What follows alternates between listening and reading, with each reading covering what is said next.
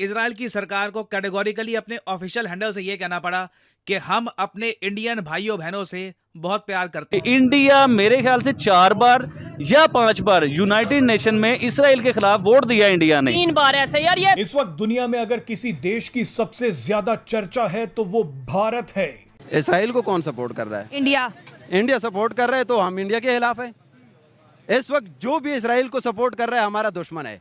पाकिस्तान के अंदर एक बड़ा नैरेटिव था कि जो इंडिया है और इजराइल जो है ये पाकिस्तान के न्यूक्लियर वेपन्स के ऊपर जो है वो हमला करना चाहता है। इजराइल ने कहा है कि भारत एक विश्व शक्ति बनने वाला है। कि आज इंडिया इसराइल के साथ खड़ा हुआ है, क्यों खड़ा हुआ है उस चीज को भी तो समझिए आप। मगर इंडियंस और इजरायली ये बात देखकर काफी हैरान थे कि ट्विटर पे x.com पे कई फेमस अकाउंट हाँ तो है ना, हमारे जज्बा है ना, जज्बा ईमानी है।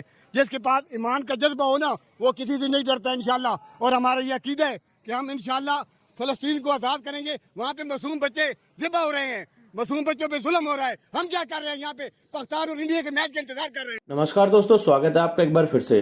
दोस्तों, इजराइल ने भारतीयों के लिए एक बहुत बड़ी बात कही है। उन्होंने कहा कि we love our Indian brothers and sisters.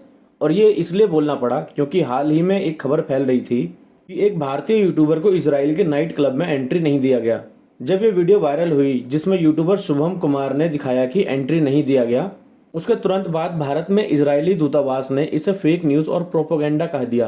उन्होंने कहा कि इजराइल अपने भारतीय भाइयों और बहनों से प्यार करता है और नफरत को बर्दाश्त नहीं करेगा। तो दरअसल कई नाइट क्लब भरे हुए थे और उनके सामने बोर्ड भी लगा हुआ था। इजरायली एम्बेसी ने लोगों से यह कहा कि इससे पहले कि आप ऐसे दावों पर विश्वास करें, पहले उसका फैक्ट चेक कर लें। तो कुछ दिनों पहले भी भारत से जो मजदूर इजराइल गए थे उनके बारे में भी इजराइल ने कहा था कि हम उनका वैसे ही ख्याल रखेंगे जैसे हम अपने इजरायली लोगों का रखते हैं। इससे समझ आता है कि इजराइल भारत का पक्का दोस्त है और हमारे नागरिकों को वहां पर कोई दिक्कत नहीं होगी। तो आप इस जियोपॉलिटिकल वॉर में किसके साथ हैं, इजराइल या ईरान? नीचे कमेंट करके जरूर बताएं। जय हिंद दोस्तों। के जो डिस इन्फॉर्मेशन फैलाई जा रही है, जो गलत इन्फॉर्मेशन फैलाई जा रही है इंडियंस और इजराइल्स के बारे में, ये आप मत मानिएगा। और इनको कैटेगोरिकली, इजराइल की सरकार को कैटेगोरिकली अपने ऑफिशियल हैंडल से ये कहना पड़ा कि हम अपने इंडियन भाइयों बहनों से बहुत प्यार करते हैं। और इंडिया में आप देखोगे इस पर बहुत सारे आर्टिकल्स पब्लिश हो रहे हैं क्योंकि एक बार को सोशल मीडिया पे एक ऐसा कैंपेन शुरू कर दिया गया था, ऐसी इंफॉर्मेशन लोग फैला रहे थे जहां पर यह बताया जा रहा था कि इजराइल के लोग रेसिस्ट हैं टुवर्ड्स इंडियंस। नाउ जो ये सारा इशू है ये मैं आपको समझाता हूं इजरायली एम्बेसी की ट्वीट दिखाकर।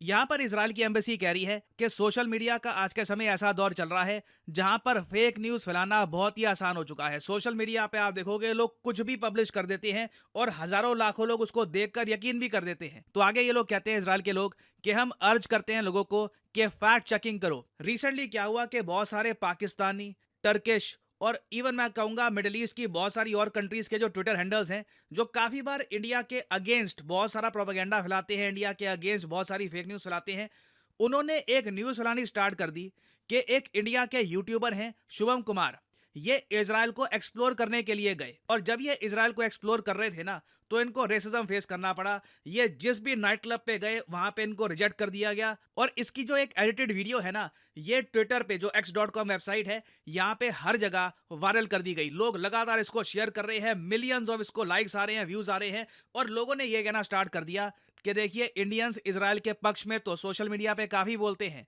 मगर जब बात आई रेसिज्म की तो इजराइल के लोग भी वैसे ही हैं जैसे साउथ कोरिया के लोग हैं। आपको याद होगा साउथ कोरिया से भी न्यूज सामने आई थी कि वहां पर भी बहुत सारे जो पब्स हैं, नाइट क्लब्स हैं, वहां पे इंडियंस को एंट्री नहीं। बहुत सारे लोगों का कहना ये है कि इंडिया जो है वो इजराइल के और मुस्लिम वर्ल्ड के जो करीब हो रहा है, दैट इज टू अंडरमाइन वो जो ओआईसी की जो एक सुपरियोरिटी थी या ओआई का जो एक अपर हैंड था कश्मीर के ऊपर, उसको लेकर के वो इस तरह कि एक तो यूएई और जो बाकी मिडिल ईस्टर्न ममालिक हैं उनको न्यूट्रलाइज करो, और दूसरा एक कहा गया था कि इंडिया जो है वो इजराइल मॉडल लेके आ रहा है कि जिस तरह इजराइल जो है वो फलस्तीनियों को डील कर रहा है उसी तरह जो है वो इंडिया कश्मीरियों को डील करेगा। जिस तरह फॉर एग्जांपल रिसेंटली कश्मीर में ये सुरंगों का मसला आ गया।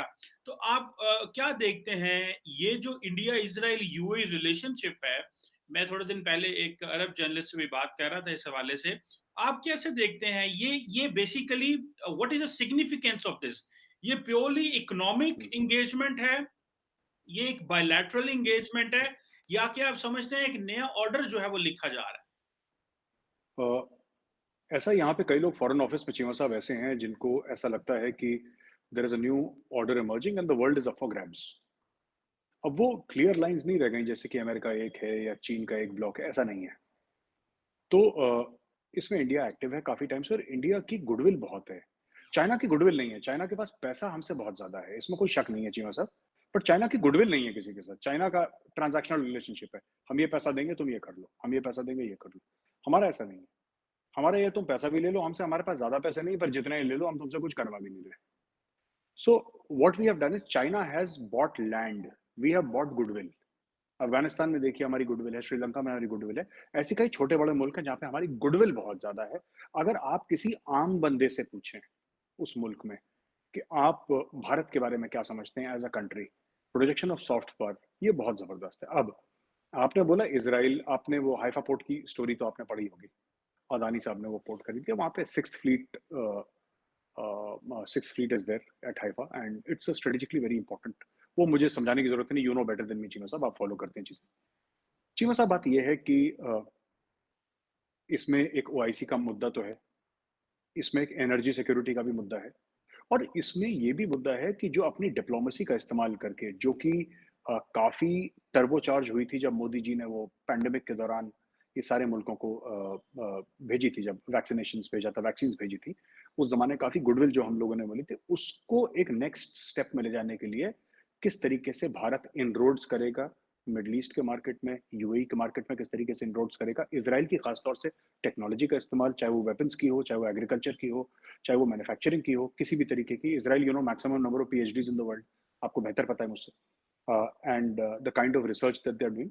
सो इन सब के एक ऑल्टरनेट पावर स्ट्रक्चर, मुझे ऐसा लग रहा है कि वर्ल्ड में आगे चल के there will be several power structures, not just one और टू। एक जमाने में कहते थे कि सिर्फ यूएस और यूएसएसआर है, फिर बाद में काफी सालों तक सिर्फ यूएस रहा, फिर बाद में 80s 90s के बाद चाइना उभर कर आ गया। अब मुझे लग रहा है कि the ground is open for more and more alignments in the world, multipolar world जिसको हम कह भी सकते हैं एक तरीके से। तो मुझे लगता है इसमें India is very keen to play its part, और इंडिया मुस्लिम कंट्रीज को, जहां तक आपने बात करी कश्मीर का मामला ओआईसी को उठाने का, वो भी एक बात तो है, इससे हम इनकार तो नहीं कर सकते चीमा साहब की, ये बात नहीं है, बिल्कुल ये बात है। और जिस तरीके से इंडिया चाहता है कि जो कश्मीर का मुद्दा है, जो पाकिस्तान के पास एक ट्रम्प कार्ड था कि हम भी मुसलमान मुल्क हैं और आपको कश्मीरियों का इसलिए साथ देना चाहिए क्योंकि वो भी मुसलमान हैं, ये पाकिस्तान का मौक़िफ़ रहा है काफ़ी समय से। और पाकिस्तान ने इंडिया को कई दिहाइयों तक, कई दशकों तक अलग करके रखा था, आइसोलेट करके रखा था सक्सेसफुली।